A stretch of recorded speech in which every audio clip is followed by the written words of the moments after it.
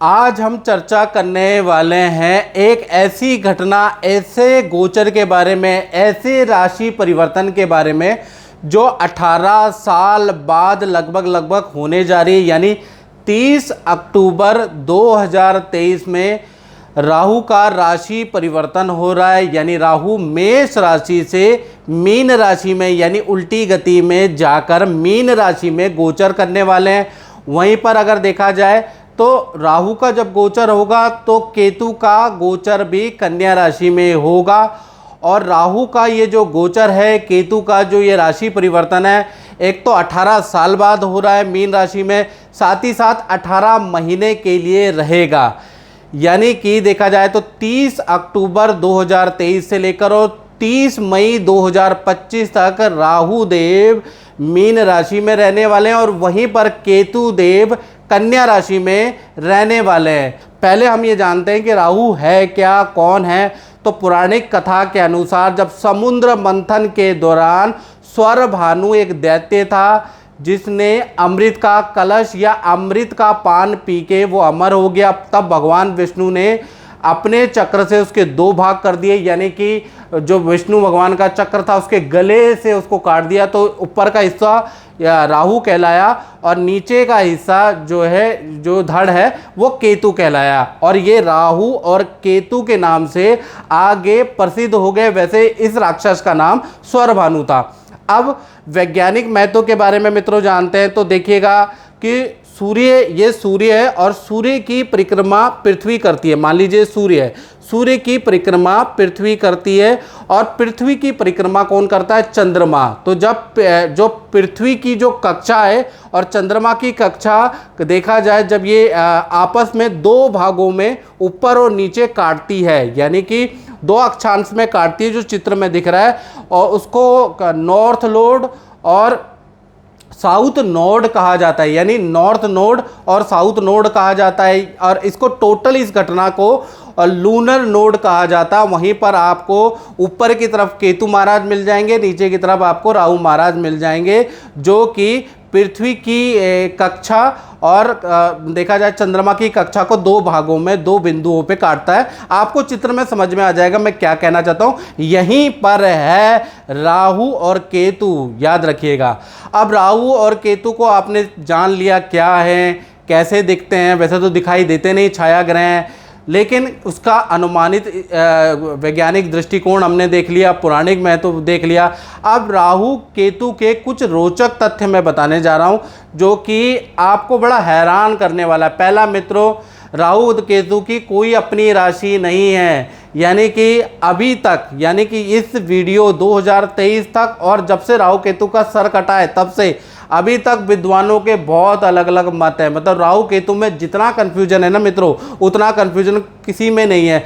कोई ये मानता है कि मिथुन राशि राहु की उच्च राशि होती है, कोई मानता है कि धनु राशि राहु की उच्च राशि होती है। इसी प्रकार से केतु में अलग अलग कन्फ्यूजन है, कौन मित्र है कौन शत्रु है, लोग अलग अलग तरीके से अलग अलग विद्वान डिस्क्राइब करते हैं, बिल्कुल कन्फ्यूजन है इसमें।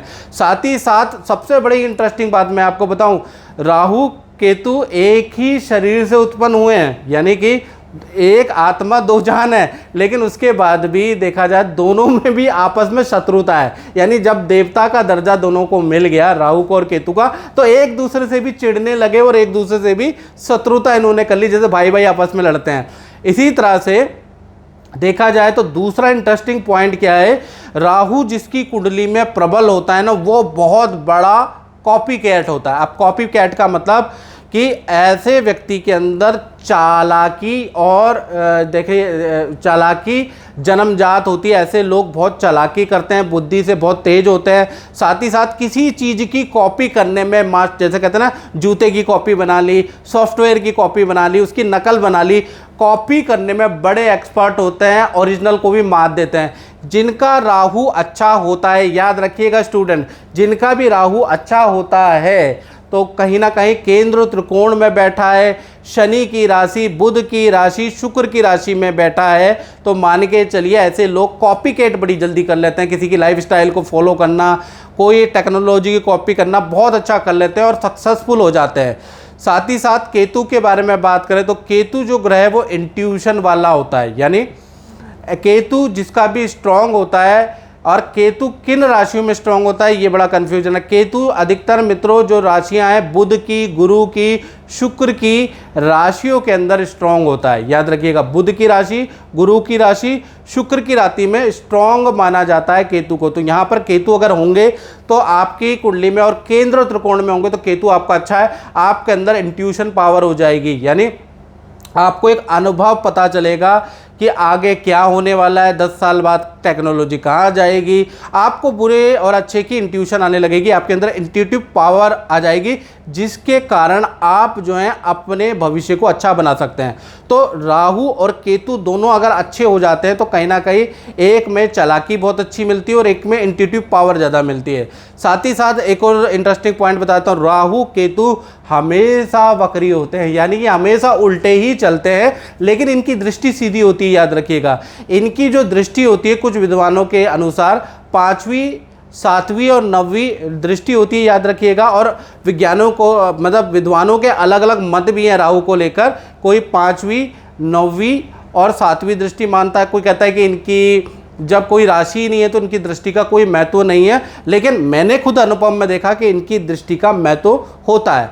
साथ ही साथ देखा जाए तो राहु जब भी राशि परिवर्तन करता है, जैसे कि 30 अक्टूबर 2023 में राहु देव राशि परिवर्तन कर रहे हैं, तो 9 महीने यानी शुरू के जो 9 महीने आपको अच्छा या बुरा दोनों इफेक्ट ज़्यादा मिलेगा, यानी ज़बरदस्त मिलेगा। अगर अच्छे होंगे तो अच्छा इफेक्ट मिलेगा, और बुरे होंगे तो बुरा इफेक्ट आपको तुरंत मिलेगा, 9 महीने तक मिलेगा।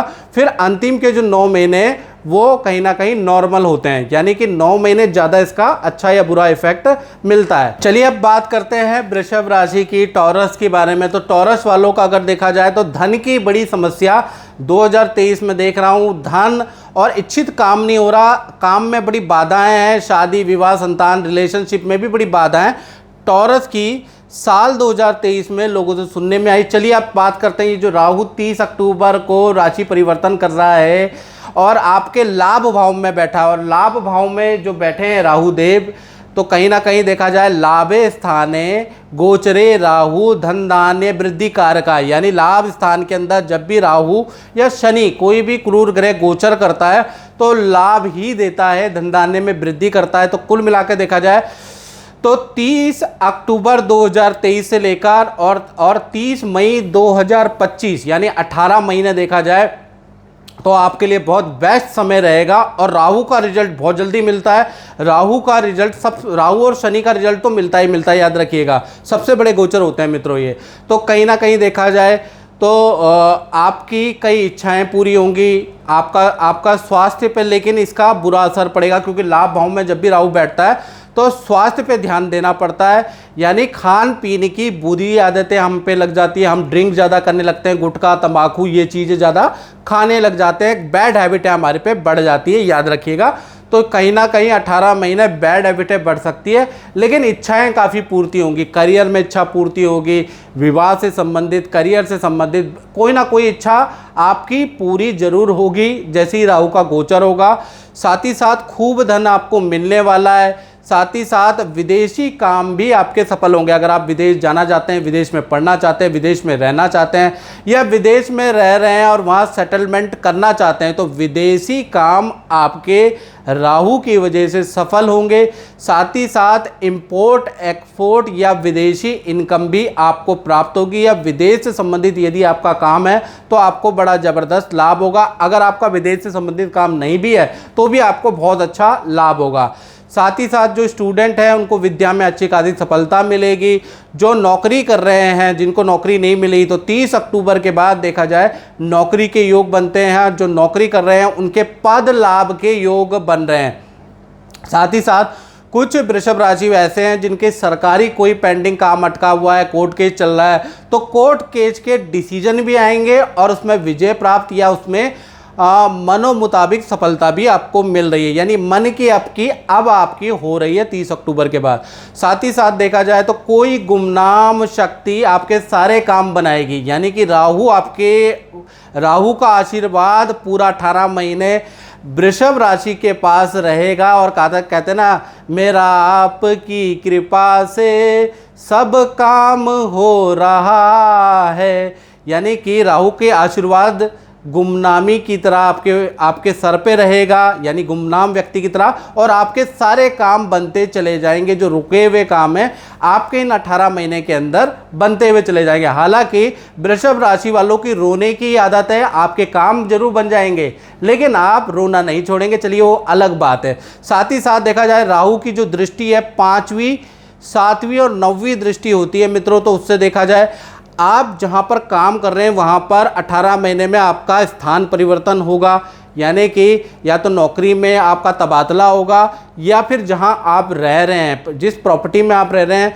तो वहां से आपका स्थान परिवर्तन होगा। और साथ ही साथ आपके परिवार के अंदर विवाह, संतान के शुभ काम भी होंगे। भाई बहनों के, बेटा बेटी के विवाह, संतान के शुभ काम होंगे। जो कुंवारे हैं या तो फिर उनका होगा, या आपकी बेटी का, आपके भाई का, आपका बहन का इन 18 महीने में शुभ काम होगा। साथ ही साथ जो स्टूडेंट है, जो कॉम्पिटिटिव की तैयारी कर रहे हैं, बड़ी मेहनत कर रहे हैं, वीर तुम अड़े रहो, धीर तुम अड़े रहो, जो फिलॉसफी लेके चल रहे हैं, तो 18 महीने खूब मेहनत करें, आपको बड़ी सफलता, बड़ा कोई कॉम्पिटिटिव एग्ज़ाम आप क्रैक कर पाएंगे।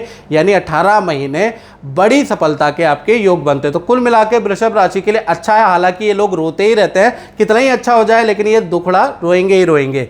चलिए, इस कार्यक्रम में हमने मित्रों चर्चा करी वृषभ राशि के राहु राशि परिवर्तन में। अगर ये कार्यक्रम अच्छा लगा तो मेरे चैनल को सब्सक्राइब जरूर करें, या फिर आप अगर फेसबुक में देख रहे हैं तो मेरे पेज से ज़रूर जुड़ जाएं, ऐसे ही अपडेट, क्योंकि आप इसके बाद केतु के बारे में बात करेंगे, अगला एडिशन केतु का आएगा। तो मित्रों इस कार्यक्रम में बस इतना ही, और बिल्कुल और डिटेल में राहु के बारे में जानना चाहते हैं बिल्कुल एक्यूरेसी के साथ, तो 7210124289 ये जो मेरा व्हाट्सएप है ना, इस पर आपको कॉल नहीं करना, आपको व्हाट्सएप करना, तो जल्दी रिप्लाई आएगा। नाम, date of birth, time of birth, place of birth डाल के अपना मुख्य प्रश्न पूछ के और टेलीफोनिक आप मुझसे कंसल्टेंसी बुक कर ले, और हम जो है राहु के बारे में और डिटेल में चर्चा कर सकते हैं। राहु की महादशा चल रही है, अंतर्दशा चल रही है, तो राहु के गोचर पे क्या प्रभाव पड़ेगा ये भाई आपको टेलीफोनिक करके ही जानना पड़ेगा। मित्रों इस कार्यक्रम में बस इतना ही, मुझे दीजिए इजाजत। जय माता दी।